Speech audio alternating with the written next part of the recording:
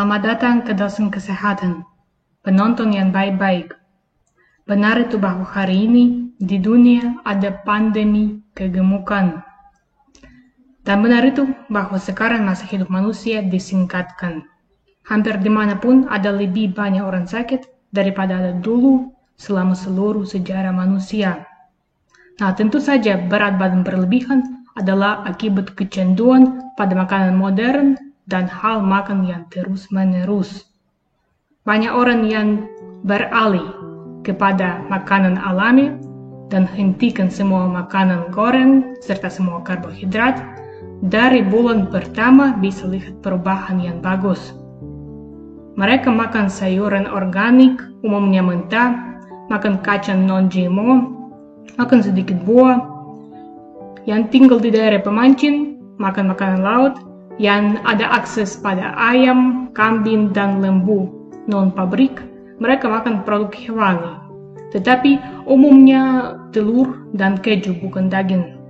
Dan orang begitu berubah dalam tingkat seluler. Karena bahkan selnya menjadi baik, seluruh tubuhnya menjadi baik.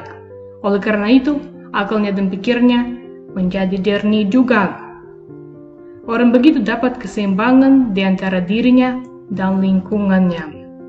Tubuhnya terasa ringan dan dia sangat perseptif terhadap semua isyaratnya. Tetapi apa dibikin kalau ada berat badan berlebihan? Gimana bisa perseptif terhadap kebutuhan tubuh diri kalau masih harus turun banyak kilo? Nah, banyak orang bikin kesalahan besar kalau mereka membuat dirinya kelaparan.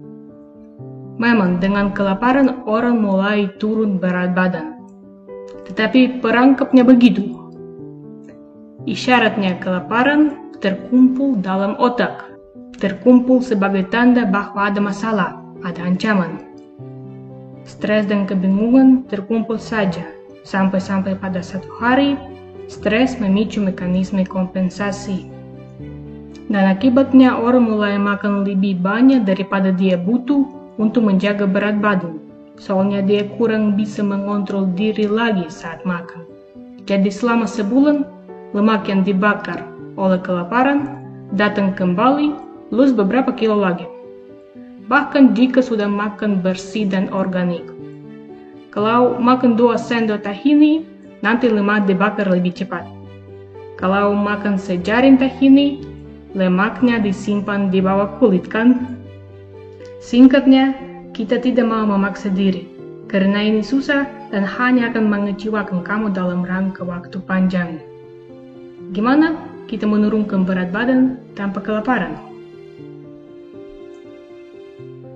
Pertama sekali, kita mau membedakan kelaparan dan kebiasaan, yaitu kecanduan.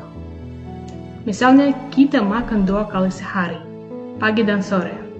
Di antara 2 hal makan itu, dalam jendela makan, kamu bisa mengalami perasaan lapar 1, 2, atau 3 kali, terutama kalau kebiasaanmu yang lama masih kuat. Ini bukan kelaparan. Lihatlah hari dan malam, hormon insulin kita berfluktuasi secara begitu, seperti ombak. Dan kalau kita biasanya makan jam 12, insulin naik dan tunggu pada makanan. Kita makan, insulin naik lagi, dan sesudah hal makan, itu mulai turun. Dan begitulah beberapa kali sehari. Apa yang terjadi kalau kita melewatkan satu hal makan? Nggak apa-apa akan terjadi. Insulin naik saja seperti biasa, terus kamu mungkin terasa lapar dan tidak pergi ke dapur. Terus insulin turun saja. Turun secara enak kepada keadaan stabil dan rendah. Jadi sesudah 15 menit, kamu tidak lapar lagi maupun tak makan apapun. Belajarlah makan pagi dan sore, 2 kali saja tanpa snack. Dan jangan bingung kalau tiba-tiba muncul perasaan lapar beberapa kali di antara hal makan atau waktu malam ketika kamu pergi tidur. Ini bukan kelaparan, ini kebiasaan saja yang akan hilang berkat waktu. Orang pikir mereka tidak bisa tidur. Mereka bisa. Dan hanya tidur dengan perut kosong adalah tidur yang menyembuhkanmu dan memperpanjang umurmu. Apa artinya kelaparan benar-benaran yang perlu kita hindari? Artinya kelaparan tubuh pada zat gizi saat zat gizi sangat dibutuhkan dan sangat dikurangi.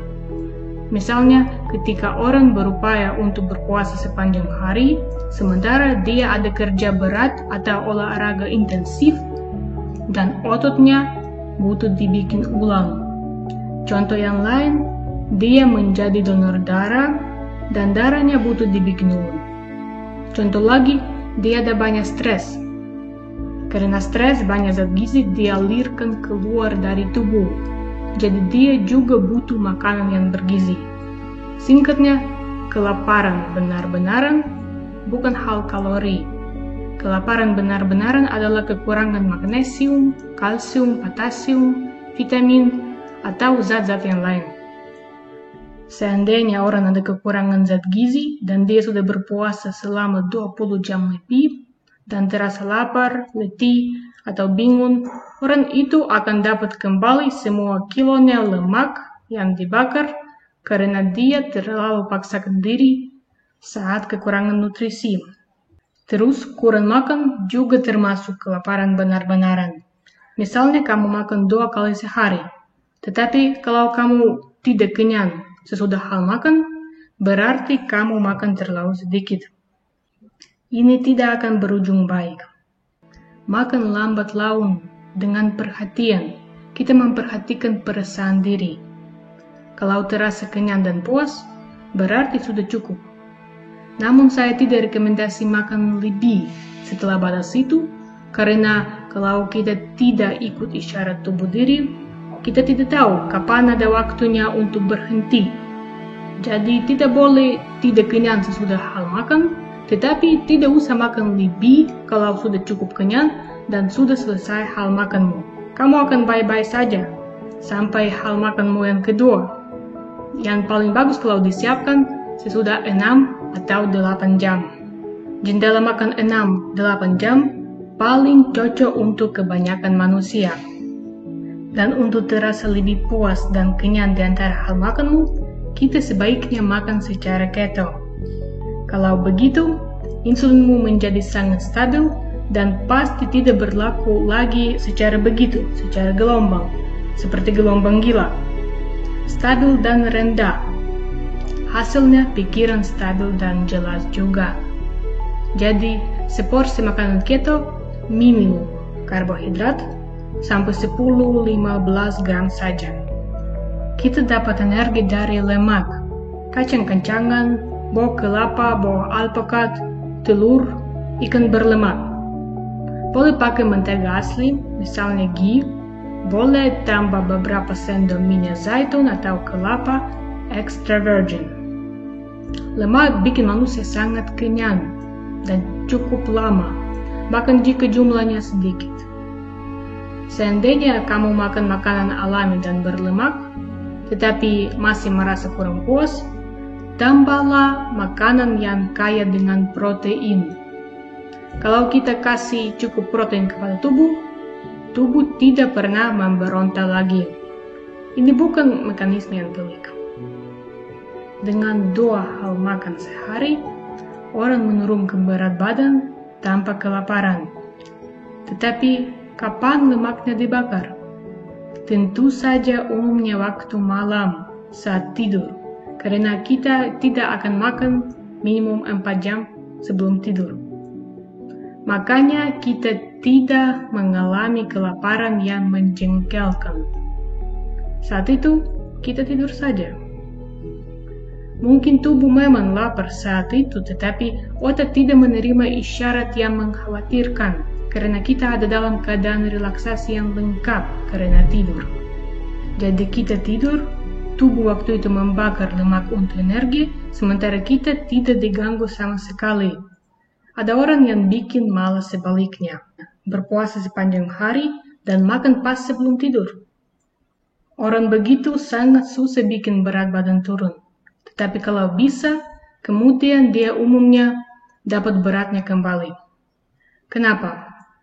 Karena dia mengalami kelaparan sepanjang hari. dan dia sadar bahwa ada perasaan yang tak nyaman. Kalau kita lama lapar, tetapi hanya saat kita tidur, kita tidak mungkin ada masalah begitu. Pola yang baik untuk menurunkan berat badan adalah pola yang enak dilakukan selama kehidupanmu. Ini bukan pola yang ekstrem, yang putus sehabis seminggu. Kita mau komitmen dan kita mau konsisten. Apakah bisa konsisten untuk menyiksa diri? Mungkin bisa, sampai masuk rumah sakit. Tetapi untuk apa? Untuk menurunkan berat badan. Siksa diri tidak menurunkan berat badan, terutama dalam waktu rangka panjang. Ilmuwan bilang tak boleh. Orang alim juga bilang tak boleh. Karena kalau orang menyiksa tubuhnya, dia juga menyiksa Tuhan yang ada di dalamnya. Pilihlah pola yang aman, yang bisa diikuti juga sesudah kamu mencapai beratmu yang sempurna. Karena kalau kamu sudah cukup lama ikut pola makan yang baik dan sehat, dengan hanya makanan alami dan puasa berkala, kamu akan lihat, waduh, ternyata ini lebih berharga daripada isu berat badan saja. Sekarang gue ada banyak energi, pikiran gue jelas dan kuat, kulit gue menjadi bersih dan halus, gue tak butuh tidur terlalu banyak, di cermin gue adalah orang baru yang lebih muda, dan sebagainya. Oh, ini pasti pola yang gue mau ikut untuk selama-lamanya. Ya, begitulah reaksi banyak orang. Inilah yang terjadi ketika kamu pilih pola yang baik dan ikutnya secara konsisten. Benar itu? Benar, karena pola yang buruk tidak bisa diikuti secara konsisten. Tubuhmu akan memberontak. Bikinlah pola dirimu. Tambahlah perubahan dengan perhatian, dengan amati reaksi dan perasaan tubuhmu. Dan tubuh akan berterima kasih atas meminang-minang. Dan saya terima kasih atas kamu datang ke Dosen lagi. Kirim sebuah kabar kepada saya di comments. Semoga sehat semua dan sampai video baru dengan Dosen Kesehatanmu.